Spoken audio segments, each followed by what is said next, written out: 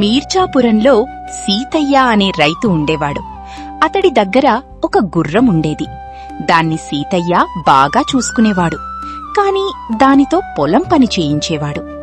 గుర్రానికి అది ఇష్టముండేది కాదు. నా పూర్వీకులు రాజుల సంరక్షణలో ఉండేవారు. సకల సౌకర్యాలు అనుభవించారు. ఎన్నో యుద్ధాల్లో పాల్గొన్నారు.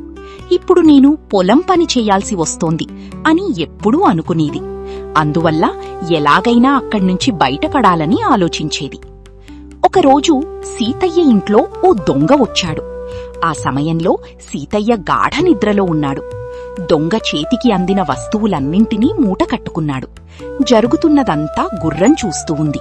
కాని యజమానిని మాత్రం అప్రమత్తం చెయ్యలేదు. తన పని ముగించుకుని వెళ్లిపోతున్న దొంగతో, అయ్యా, అదే చేత్తో నా కట్లు విప్పదీయండి అని బతిమాలింది గుర్రం. దానికి దొంగ, నీ కట్లు విప్పితే నాకేంటి లాభం అన్నాడు. అప్పుడు గుర్రం ఏమీ ఆలోచించకుండా, కావాలంటే నన్ను కూడా నీ వెంట తీసుకెళ్ళు, జీవితాంతం నీకు సేవ చేస్తూ పడి ఉంటాను అని ప్రాధేయపడింది. దాని మాటలు విన్న దొంగ ఒక్క క్షణం ఆలోచించి చిన్నగా నవ్వాడు. నేను దొంగను, నీకా విషయం ఇప్పటికీ అర్థమయ్యుండాలి. నేను దొంగతనం చేస్తున్నానని తెలిసి కూడా నువ్వు నీ యజమానిని నిద్రలేపలేదు అంటే నిన్ను పోషిస్తున్న యజమాని పట్ల నీకు కృతజ్ఞత లేదు. నీలాంటి దాన్ని వెంట ఉంచుకోవడం ఎప్పటికైనా ప్రమాదమే అని అక్కడి నుంచి వెళ్లిపోయాడు.